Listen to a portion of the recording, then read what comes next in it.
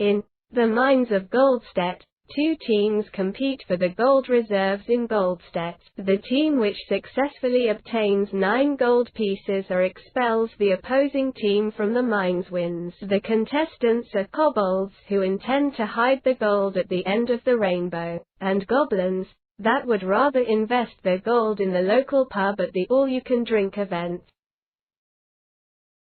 Each player needs to set the rotation degrees to 15%. Shuffle the tunnel tiles and place them on the board.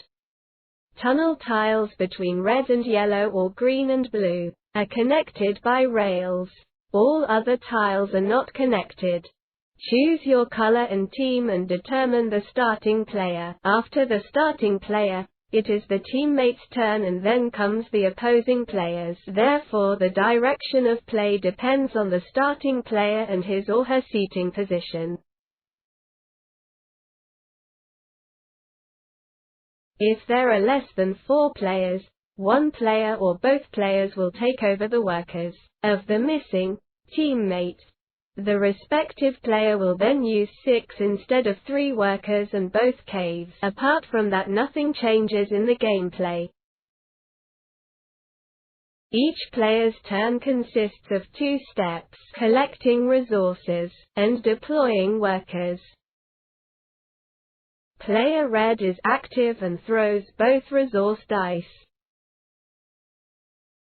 The dice results show which tiles yield resources. Every player with a worker on a corresponding tile draws a card from the resource stack.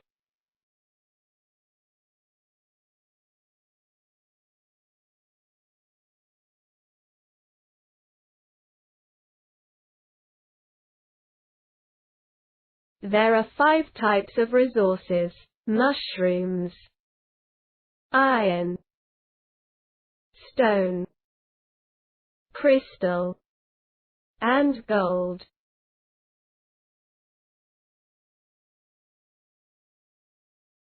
Each worker may move at first, and perform one of 3 actions. After the worker has been deployed, it can't be moved in this turn again or perform an additional action. The worker may move to any tile which is connected to the player's cave by rails, and that isn't blocked by a rival worker or occupied. Each tile in the gold cave may only be occupied by one worker. The player caves, however, may host any worker of the same team. To connect a tile, the worker may also move to a tile adjacent to the player's rails.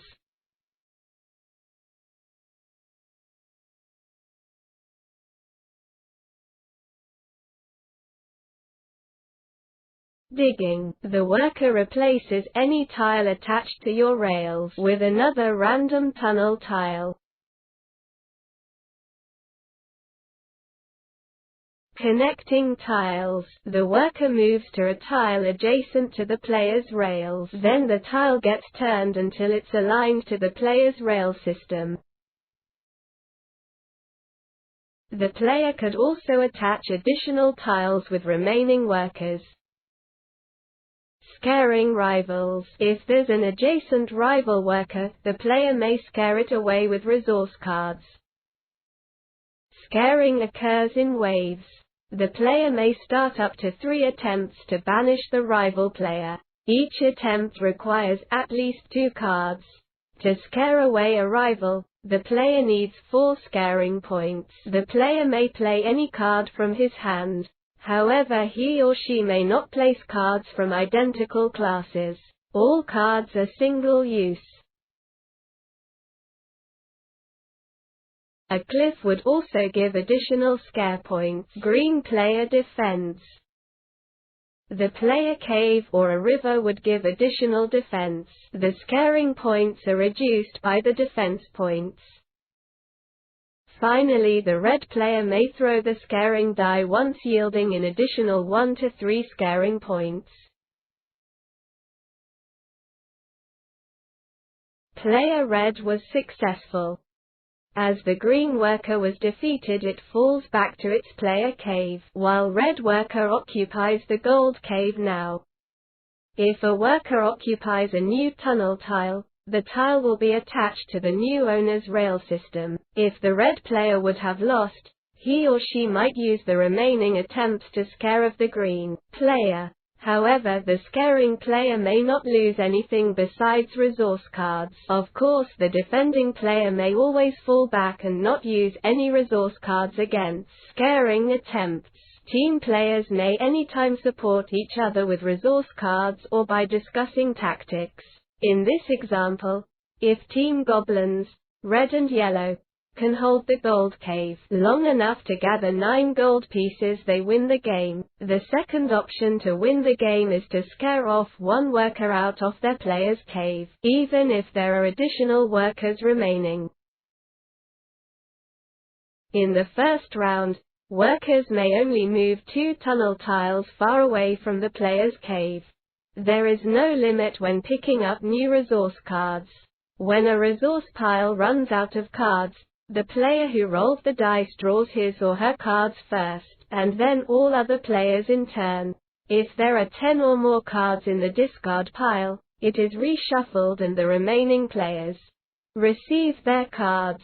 However, if there are not enough cards, the last players go empty-handed. Mushroom cards are generally more flexible, but less powerful than iron, stone or crystal cards. Resource cards for exchange into other cards can be placed at any time, even outside the turn. Resource cards for exchanging tunnel tiles can be applied to all matching tiles, including occupied and unconnected ones. They can only be used within your turn but not during expelling or defending. A worker is never lost. If expelled, they return to their home cave. If a tunnel tile in front of a player's home cave is getting occupied by a competing worker, the affected player must immediately, even outside his or her turn, place one worker in the cave for defense and leave it there until the danger is averted. Alternatively, the teammate may also place a worker there for defense. It may happen that a worker is blocked behind the gold cave and can no longer return to the home cave. This worker can still perform all regular duties, for example gather resources, dig, connecting tracks, defend and scare away and move within the limits of its possibilities. Even if blocked, workers automatically return to their home cave if they're expelled successfully.